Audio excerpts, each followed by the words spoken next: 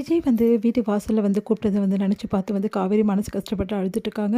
"எங்க வந்து நான் இவ்வளோ தூரம் கூப்பிட்டு கூட காவேரி வெளியவே வரலையே தாத்தா, ஏன் தாத்தா?" அப்படின்னு சொல்லிட்டு தாத்தா கிட்ட வந்து விஜய் கேட்டுட்ருக்காரு. "நான் அதான் சொன்னேனேப்பா, காவேரி உன்ன தப்பா புரிஞ்சுட்டுருக்காப்பா.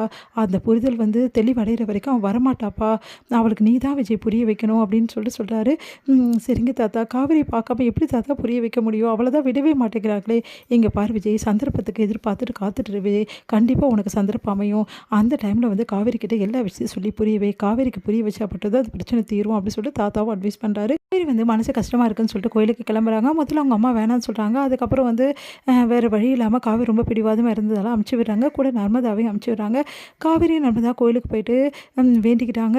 அப்போ வந்து நம்ம விஜய் பேர்ல வந்து அர்ச்சனை பண்றாங்க நம்ம காவேரி.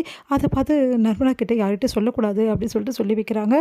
அடுத்து வந்து "எங்க மாமா பாவம் இல்லக்கா, நீயும் மாமாவும் ரொம்ப பாவம் இல்லக்கா, 2 பேருமே சேராம கஷ்டப்படுறீங்கல்ல. அம்மா வந்து வீட்டு வாசல்ல வந்து எப்படி கஷ்டப்பட்டாரு, எனக்கே ரொம்ப வருத்தமாயிடுச்சுக்கா." அப்படின்னோனே, "விடு நர்மதா, எல்லாம் சரியாயிடும்" அப்படின்றாங்க.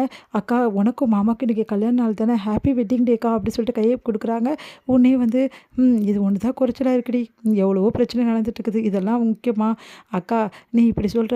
ஆனா மாமா வந்து இந்நேரம் வந்து நீயும் மாமாவும் ஒண்ணா இருந்தீங்கன்னா எப்படிலாம் உங்க வெட்டிங் டே கொண்டாடியிருப்பாரு. உனக்கு பர்த்டேவ மாமா இப்படிலாம் கொண்டாடினார்ல. இப்போ நீங்க 2 பேரும் இருக்கிற வெட்டிங் டேவ சூப்பரா கொண்டாடியிருப்பார்லக்கா." அப்படின்னு ஒண்ணு சிரிக்கிறாங்க. அதெல்லாம் நடக்கவே நடக்காது. எப்படியோ நான் அனுப்ப தானே அவர் பார்த்தாரு. அப்புறம் எங்க வெட்டிங் டே கொண்டாடுறது அப்படின்னு சொல்லிட்டு காவேரி மனசுல நினைக்கிறேன். "என்னக்கா, என்ன யோசனை பண்ற? அம்மா திட்டிட்டாங்களேன்னு கவலைப்படுறியா? அம்மா கொஞ்ச நாள் அப்படிதான்க்கா திட்டும். அதுக்கப்புறம் சரியாயிடும்க்கா." அப்படின்னோனே, பெரிய மனுஷி மாதிரி நீ எனக்கு சொல்றியாடி? சரி வா போலாம்." அப்படின்னு சொல்லிட்டு 2 பேரும் கிளம்புறாங்க. இங்க வந்து விஜய் வந்து நிற்கிறாரு வர வழியில. பார்த்தோன்னா காவேரி அதிர்ச்சி அடைகிறாங்க. "என்ன இவர் வந்து நிற்கிறாரு?" அப்படின்னு சொல்லிட்டு, ஹாப்பி ஆனிவர்சரி என் பொண்டாட்டி" அப்படின்னு சொல்லிட்டு அவங்களுக்கு வந்து ஃப்ளவர் கொடுக்குறாரு. அத பார்த்துட்டு வந்து ரொம்ப சந்தோஷப்படுறாங்க. "மாமா" அப்படின்னு சொல்லிட்டு, "நீயும் இங்கே தான் இருக்கியா?" அப்படின்றாங்க. "இங்கே பாருங்க, எதுக்கு தேவையில்லாத வேலை பண்ணிட்டுருக்கீங்க? இப்போ இருக்க நிலைமையில இதெல்லாம் உங்களுக்கு ரொம்ப முக்கியமா?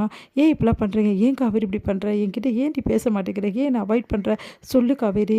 முதல்ல இங்கேருந்து சொல்லிட்டு போ." அப்படின்னோனே, "இங்கே பாருங்க, நான் எதுவும் பேசக்கூடிய நிலைமை இல்ல. அதான் என்ன வேணான்னு சொல்லிட்டு அனுப்பிச்சிட்டீங்கல்ல. அதுக்கப்புறம் ஏங்க இதெல்லாம் வந்து பண்ணிட்டுருக்கீங்க? தயவு செய்து இங்கேருந்து போங்க. வீட்ல பயங்கரமா பிரச்சனையா இருக்கு. இதில நீங்க வேற எதுக்குங்க தொல்ல பண்றீங்க?" அப்படின்றாங்க. "ஏன் காவேரி இப்படிலாம் பேசுற? சரி நீ வா, வீட்டுக்கு வா, நம்ம போயிடலாம்." அப்படி சொல்லிட்டு கூப்பிடுறாரு. "இங்கே பாருங்க, தேவையில்லாதெல்லாம் பேசாதீங்க விஜய். முதல்ல இங்கேருந்து கிளம்புங்க. என் மாமா வேற பார்த்துட்டானா அது வேற பிரச்சனை. ஏற்கனவே உங்களுக்கும் எங்கள் மாமாவுக்கும் பெரிய பிரச்சனையா இருக்கு." அப்படின்னோனே, "இங்கே பாரு, யார் என்ன சொன்னாலும் எனக்கு அத பத்தி கவலை இல்ல. நீ வா, நம்ம போலாம். வீட்டுக்கு வா காவேரி." அப்படி சொல்லிட்டு கூப்பிட்டுட்டு இருக்காரு. இங்க கரெக்ட்டா அந்த டைம்ல வந்து குமரன் வந்துடுறாரு. இங்க வந்து விஜய் வந்து காவேரி கிட்ட சொல்றாரு. "காவேரி, உன்கிட்ட நிறைய விஷயங்கள் நான் சொல்லணும் காவேரி. நீ நிறைய தப்பா புரிஞ்சுட்டு இருக்க காவேரி. அந்த விஷயத்த எல்லாத்தையுமே உன்கிட்ட நான் சொல்லி புரிய வச்சா நீயே என் கூட வந்துருவ காவேரி. ப்ளீஸ் காவேரி, நான் சொல்றதுக்கு வாய்ப்பு கொடு காவேரி." பேசிட்டு இருக்காரு. அப்போ கரெக்ட்டா குமரன் அங்க வந்துடுறாரு.